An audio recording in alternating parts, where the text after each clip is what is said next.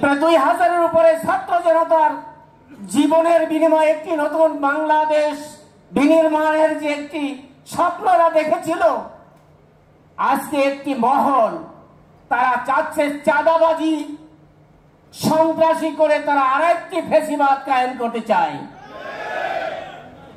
তারা নির্বাচন অতি তাড়াতাড়ি চাচ্ছে। আমি বলবো, আমার সন্তান মাহফুজ সহ 2000-এর উপর ছাত্র জনতার হত্যার বিচার না হওয়া পর্যন্ত এদেশের কোনো নির্বাচন নয়। জামাতে ইসলামী বাদ দিয়ে যারা খুব দ্রুত নির্বাচন করে অস্থির হয়ে যাচ্ছেন, কেন আপনারা সেই ফ্যাসিবাদীর মতন আপনারা কি আবারও এই দেশকে লুটিপুটি খাওয়ার জন্য নির্বাচনের জন্য অস্থির হয়ে গেছেন? এটা কিন্তু আমরা শহীদপুরের পক্ষ থেকে, আহত পরিবারের পক্ষ থেকে আমরা কেউ নিতে পারবো না।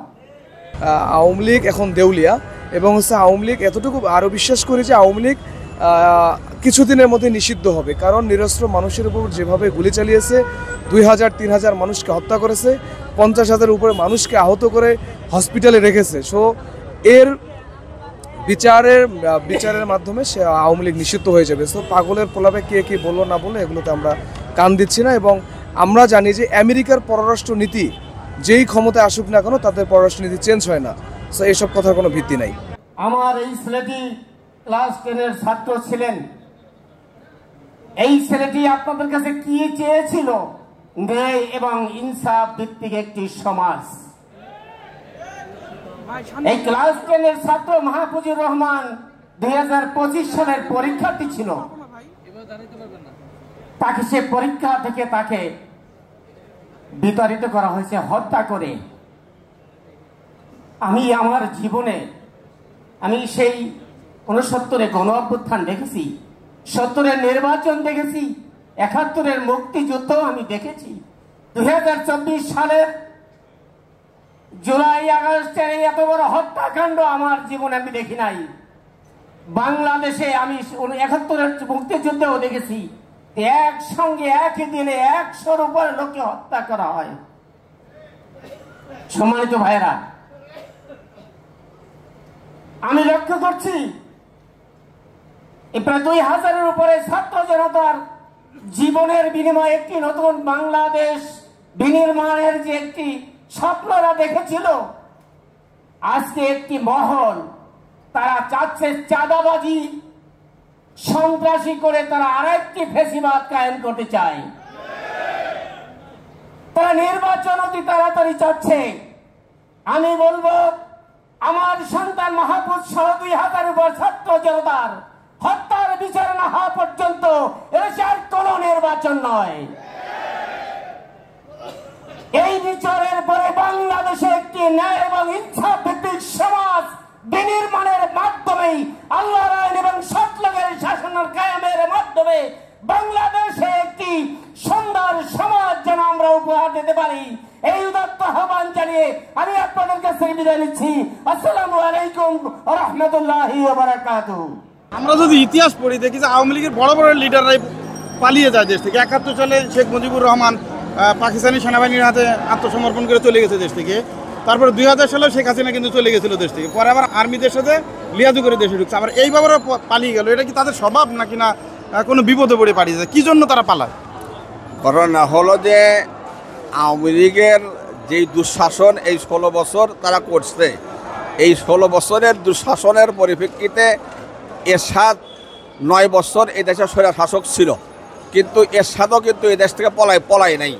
তো আওয়ামী লীগ এমন একটা দুঃশাসনের মধ্যে দিয়ে এই দেশের মানুষকে এমন একটা অস্থিতিশীলতা করে রাখছে যে যার পরিপ্রেক্ষিতে তারা শেখ হাসিনা পলায়নের সাথে সাথেই তাদের সমস্ত নেতা এমপি মন্ত্রী সব পলাইছে। তার মানে তারা জানে যে আমাদেরকে এই দেশের লোক সুযোগ পেলে আমাদেরকে মানে জীবিত রাখবে না, যার পরিপ্রেক্ষিতে তারা সমলে তারা সবই পলাইছে। অর্থাৎ তাদের আসার মতো পরিস্থিতি এই দেশে 210-20 বছর এই প্রজন্ম জীবিত থাকা অবস্থায় আসতে পারবে বলে আমার মনে হয় না। হাসিনা যে বলে আমি চট করে ঢুকে পড়বো, এটা কি আসলেও সম্ভব, আদৌ সম্ভব? এটা কোনোদিনও সম্ভব না। এটা হলো তাদের একটা এই দেশের লোকজনকে অস্থিতিশীলতার মধ্যে রাখা। এই যে আজকে যে এই ঘোষণা দিছে, এই জনগণ নামছে, এইভাবে তারা একের পর একটা মানে ঘোষণা দিয়া তারা জাগ্রত রাখবে এই সরকারকে মানে বিব্রতবোধ করার জন্য, দেশের মানুষকে অস্থিতিশীলতা করে রাখার জন্য তাদের এই ষড়যন্ত্র, এছাড়া কিছু না। তারা আসতে পারবে এটা কখনই সম্ভব না।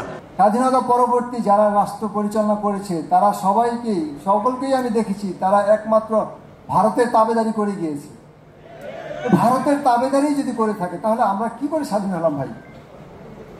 এবারে যে 24-এর অভ্যুত্থানে যারা আমার ছেলে সহ যারা জীবন দিয়ে শহীদ হয়েছে, তাদের এই ত্যাগ, তাদের এই আত্মত্যাগ, ইভেন প্রায় 22,000 আহত যোদ্ধা, তাদের এই যে ত্যাগ, আমি বলবো এই ত্যাগের বিনিময়ে আমরা কি আবারও তাদের ভারতের তাবেদারি করতে চাই?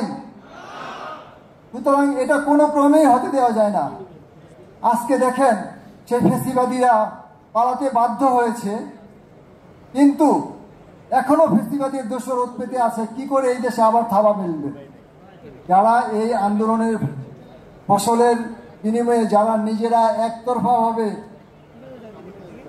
সুবিধা নিতে চাচ্ছেন, কয়েকটা রাজনৈতিক দল, আমি বলবো জামাতে ইসলামী বাদ দিয়ে, যারা খুব দ্রুত নির্বাচন করে অস্থির হয়ে যাচ্ছেন।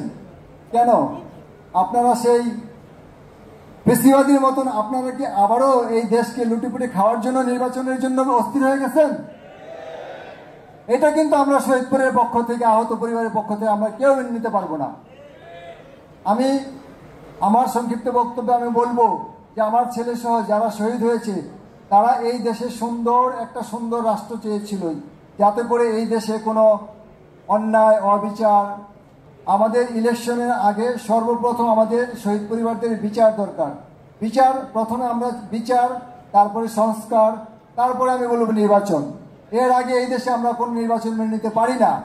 বাংলাদেশের মানুষ, আপামর ছাত্র জনতা শেখ হাসিনাকে হটিয়েছে। গত 16 বছরে যদি কোনো বিদেশি শক্তি অন্য কাউকে বসাইতো তাহলে 2014 সালের পরেই ওই আমেরিকা হোক ইন্ডিয়া হোক বসাইতে পারতো। বাংলাদেশের মানুষ তাদেরকে হটিয়ে দিয়েছে। সো বাইরের দেশের ওইসব এখন ভাই আমি যদি ক্ষমতা হারাই, পাগল হওয়ার পরে এসব পাগলের প্রলাপ আমরা বলতেই থাকবো। হ্যাঁ, সো আমরা মনে করি এইসবে আমাদের এখন কান দেওয়ার সময় নেই। রাষ্ট্র নতুন করে সংস্কার করার যে সংগ্রাম আমাদের চলতেছে, রাষ্ট্র সংস্কার নিয়ে আমরা ব্যস্ত। আর আমরা এতটুকু বলতে পারি, আওয়ামী লীগ এখন দেউলিয়া, এবং আওয়ামী লীগ এতটুকু আরও বিশ্বাস করি যে আওয়ামী লীগ কিছুদিনের মধ্যে নিষিদ্ধ হবে। কারণ নিরস্ত্র মানুষের উপর যেভাবে গুলি চালিয়েছে, 2000-3000 মানুষকে হত্যা করেছে, 50,000 উপরে মানুষকে আহত করে হসপিটালে রেখেছে। সো এর বিচারের মাধ্যমে সে আওয়ামী লীগ নিষিদ্ধ হয়ে যাবে। সো পাগলের প্রলাপে কে কি বললো না বললো এগুলোতে আমরা কান দিচ্ছি না। এবং আমরা জানি যে আমেরিকার পররাষ্ট্র নীতি যেই ক্ষমতায় আসুক না কেন তাদের পররাষ্ট্র নীতি চেঞ্জ হয় না। সো এইসব কথার কোনো ভিত্তি নাই।